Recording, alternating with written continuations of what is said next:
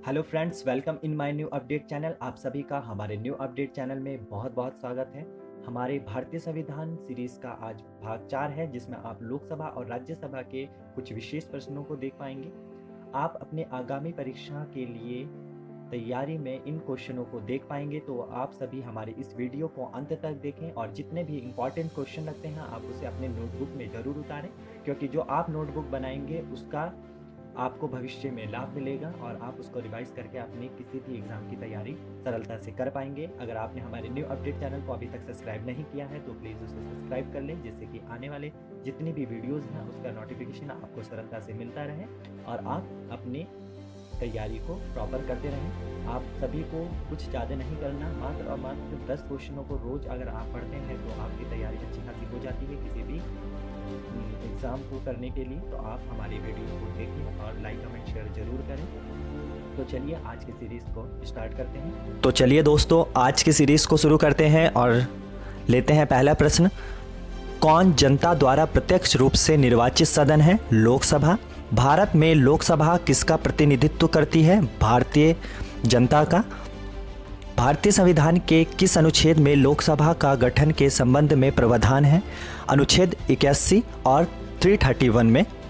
मूल संविधान में लोकसभा सदस्यों की संख्या कितनी निर्धारित की गई थी? 500।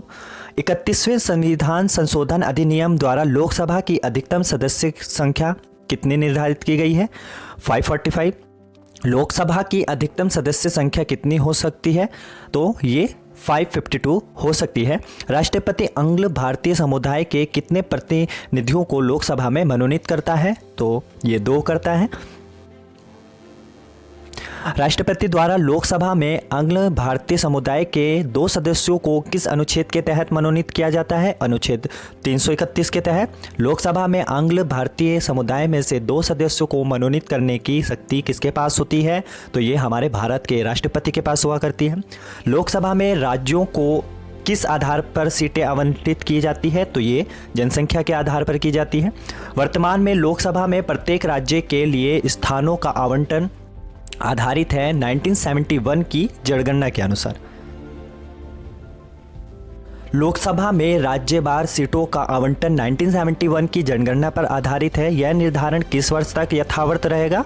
तो 2026 ईस्वी तक ये इसी तरह से चलता रहेगा। लोकसभा का एक निर्वाचन क्षेत्र कम से कम कितनी जनसंख्या का प्रतिनिधित्व करता है? तो ये 7.5 लाख लोगों का प्रतिनिधित्व करता है। लोकसभा के लिए प्रथम आम चुनाव कब हुआ था? 1952 में ये आम चुनाव हुआ था, प्रथम आम चुनाव। कौन सी लोकसभा के चुनाव 9 चरणों में संपन्न हुए थे? तो 16वीं लोकसभा के चुनाव 9 चरणों में संपन्न हुए थे। कौन सा संवैधानिक संशोधन राज्यों से चुने जाने वाले लोकसभा के सदस्यों की संख्या बढ़ाने से संबंधित है? तो 7वां तथा 21वां।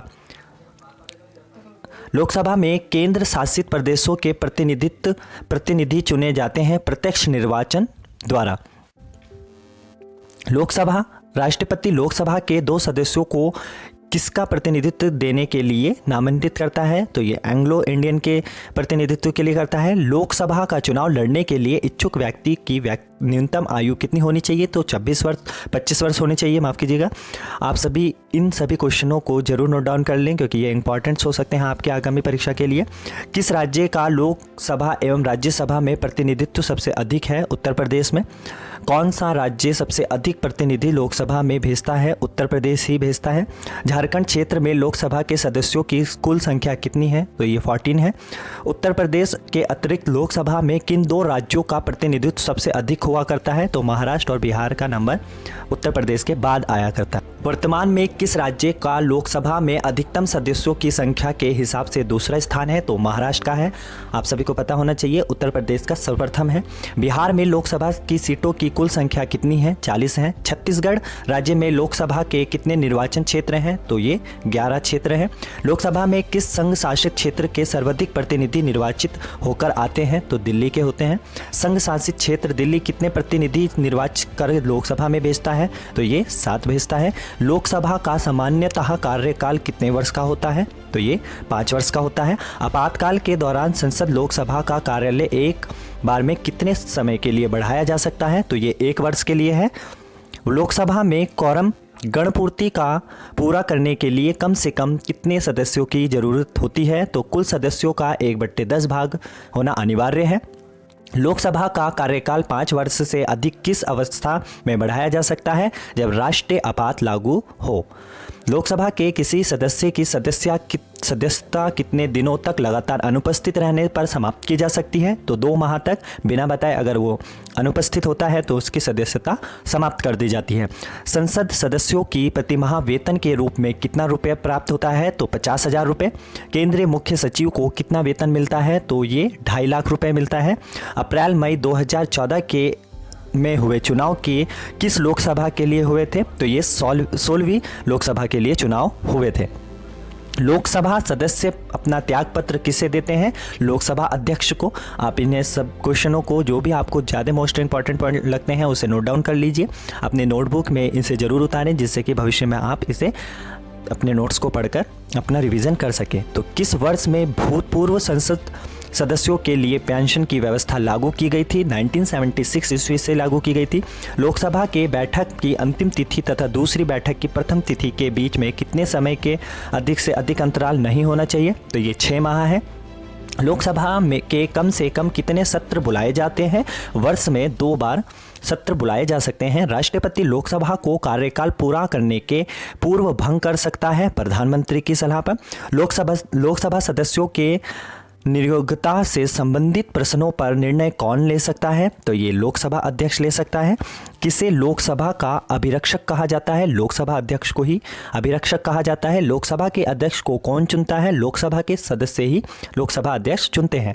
अस्थायी लोकसभा अध्यक्ष कौन नियुक्त करता है? राष्ट्रपति ही करता है। लोकसभा का विघटन कौन कर सकता है? तो वो भी राष्ट्रपति ही कर सकता है। सामान्यतः 5 वर्ष की समाप्ति के पहले लोकसभा को किसके द्वारा विघटित किया जा सकता है? प्रधानमंत्री की संतुष्टि पर राष्ट्रपति से विघटित कर सकता है। लोकसभा की सामान्य अवधि बढ़ाई जा सकती है संसद द्वारा पारित अधिनियम से। राज्यसभा और लोकसभा की समान शक्तियाँ किस क्षेत्र में है? संविधान संशोधन के विषय में दोनों समान शक्तियाँ रखते हैं। लोकसभा के नेता कौन होता है? प्रधानमंत्री हुआ कर। कोई वित्तीय बिल प्रस्तावित हो सकता है? केवल लोकसभा में ही प्रस्तावित हो सकता है। किस विधायक को केवल लोकसभा में ही प्रारंभ किया जा सकता है? वित्त विधायक को ही लोकसभा में प्रारंभ किया जा सकता है। किसी विशेष दिन लोकसभा में अधिकतम कितने तारांकित प्रश्न पूछे जा सकते हैं? तो ये 20 प्रश्न पूछ सकते हैं। भारत में क्षेत्रफल की दृष्टि से सबसे बड़ा संसदीय निर्वाचन क्षेत्र कौन सा है?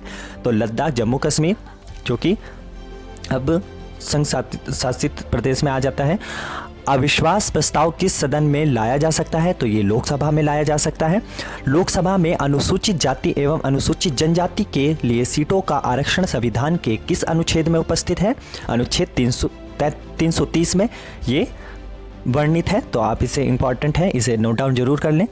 कौन सा राज्य लोकसभा में अनुसूचित जनजाति के सर्वाधिक प्रतिनिधि निर्वाचित करता है? मध्य प्रदेश। ये भी इम्पॉर्टेंट क्वेश्चन है। लोकसभा में राज्यों को किस आधार पर सीट आवंटित की जाती है? जनसंख्या के आधार पर ही की जाती है। भारत के राष्ट्रपति किसका अनुशासन पर लोकसभा को भंग कर सकते हैं? मंत्रिपरिषद की अनुशासन पे। संसद का चुनाव लड़ने के लिए प्रत्याशी की न्यूनतम आयु 25 वर्ष होनी चाहिए, आप जानते ही हैं। संसद के दोनों सदनों की संयुक्त बैठक को भेजा गया विधायक पारित होना चाहिए उपस्थित सदस्यों के साधारण बहुमत से।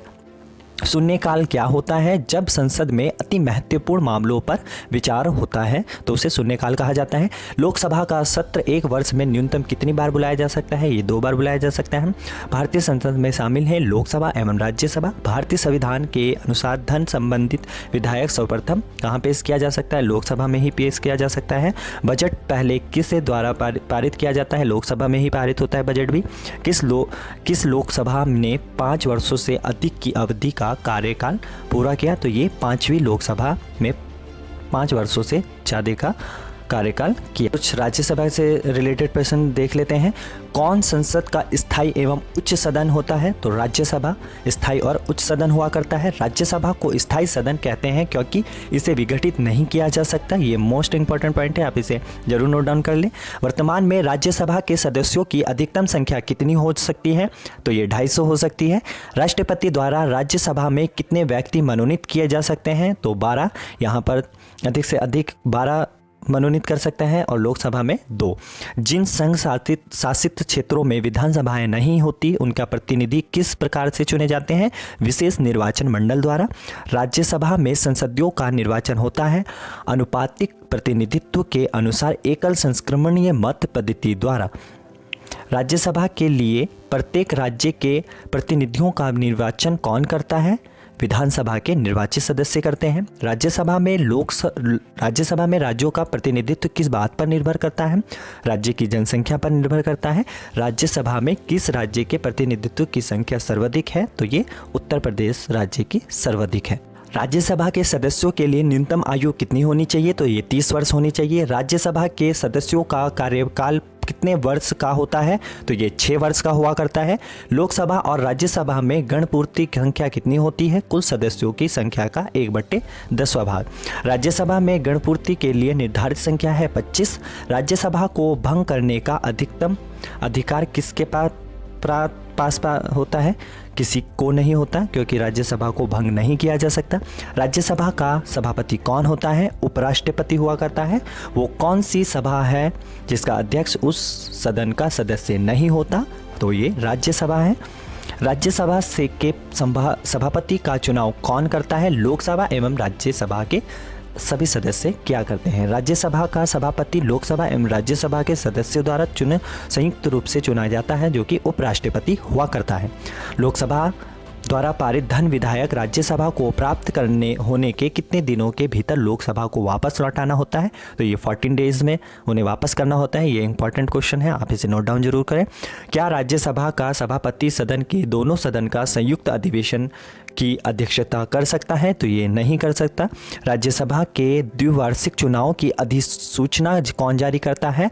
निर्वाचन आयोग करता है। राज्यसभा के सदस्यों का निर्वाचन होता है राज्य के विधानसभा के निर्वाचित सदस्यों के द्वारा। स्वतंत्र भारत में राज्यसभा के प्रथम सभापति कौन थे? डॉक्टर एस राधाकृष्णन रहे हैं। लोकसभा द्वारा, नोट डाउन के लीजिए, ये हाईलाइट में है, लोकसभा द्वारा पारित धन विधायक राज्यसभा द्वारा भी पारित मान लिया जाता है यदि उच्च सदन उस पर कितनी समय सीमा में कार्य संपादन ना करे? तो 14 दिन में। अगर 14 दिन में वो राज्यसभा कोई जवाब नहीं भेजता, लोकसभा में वो बिल पारित माना जाता है। राज्यसभा के सदस्यों को नामित करने का अधिकार किसको है? तो ये राष्ट्रपति को है। राज्यसभा के लिए कला, साहित्य, विज्ञान आदि क्षेत्रों में से 12 सदस्यों को मनोनीत करने की व्यवस्था भारतीय संविधान की किस अनुच्छेद में अंतर्गत आती है? अनुच्छेद 80 के तहत आती है। सर्वप्रथम किस फिल्म अभिनेता को राज्यसभा का सदस्य मनोनीत किया गया था? पृथ्वीराज कपूर जी को सबसे पहले मनोनीत किया गया था। राज्यसभा के लिए नामित फिल्म अभिनेत्री कौन थी? नरगिस दत्त सर्वप्रथम महिला फिल्म अभिनेत्री थी। राज्यसभा की प्रथम महिला महासचिव कौन थी? वीएस रमा देवी। ये बहुत इंपॉर्टेंट क्वेश्चन है, आप इसे जरूर नोट डाउन कर लीजिए। राज्यसभा का सर्वप्रथम गठन कब हुआ था? 3 अप्रैल 1952 को हुआ था। राज्यसभा की प्रथम बैठक कब हुई थी? 13 मई 1952 को हुई थी। संसद के किसी भी सदन के 2 सत्र के बीच अंतराल किसे अधिक नहीं होना चाहिए? 6 महीने। दोनों ही सदनों में 6 माह से ज़्यादा अंतराल नहीं होना चाहिए। भारत में किसकी स्वीकृति के बिना कोई भी सरकारी खर्चा नहीं किया जा सकता? संसद के किस विधानमंडल के किसी समुदाय